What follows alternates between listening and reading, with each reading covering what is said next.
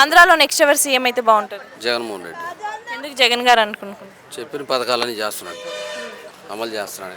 So ఈ 5 సంవత్సరాలు ఎలా అనిపించింది మీకు పాలన? సచివాలయ వ్యవస్థ, గ్రామ వాలంటీర్ల ద్వారా అర్హులైన వాళ్ళందరికీ పథకాలు అందిస్తున్నాడు కదా. నిరుపేదలందరికీ సంక్షేమ పథకాలన్నీ అందిస్తున్నాడు. ఈ రాష్ట్రంలో 37 లక్షల మందికి పట్టాలు ఇచ్చాడు. 1,60,000 ఎకరాలు డాటెడ్ ల్యాండ్స్ బట్టి 2014 నుంచి రైతులు అల్లాడుతున్నారు. దాన్ని జీవో తీసేసి చుక్కల భూమి నుంచి తీసేశాడు. చెప్పిన పథకాలన్నీ చేస్తున్నాడు కదా. నాడు నేడు కింద గ్రామాల్లో స్కూల్స్ అన్నీ బాగానే ఉన్నాయి కదా. సో అన్ని హామీలు నెరవేర్చారు అంటున్నారా?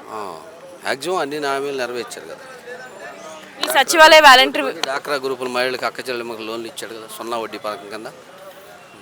మరి సచివాలయ వాలంటీర్ వ్యవస్థ సర్వీస్ ఎలా ఉందంటారు? బాగుంది. సచివాలయ వ్యవస్థ ఉండబట్టే కదా దాదాపు 68 లక్షల మందికి రాష్ట్రంలో సెలవు దినమైనా సరే ఉదయం పూట పింఛన్ ఇస్తున్నాడు కదా. వాళ్ళ సర్వీస్ అన్నీ బాగుంది కదా. కరోనా టైంలో కానీ అన్ని టైంలో బాగానే ఉంది. సో అంటే మద్యపానం కూడా నిషేధం చేస్తానని చేయలేకపోయారు సార్ అన్నాడు, మరి అంచెలంచెలుగా చేస్తానన్నాడు. మ్యాక్సిమం హామీలు 98% హామీలు చేస్తూ ఉన్నాడు కదా.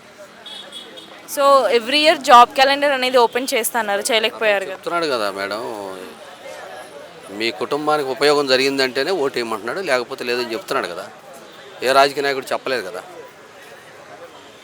మీ ప్రతి ఇంటికి ముట్టిందంటారా? ఇంటికి ఉపయోగం ఉందంటేనే నాకు ఓటు వేయండి, ఆదరించండి, లేకపోతే లేదని చెప్తున్నాడు కదా.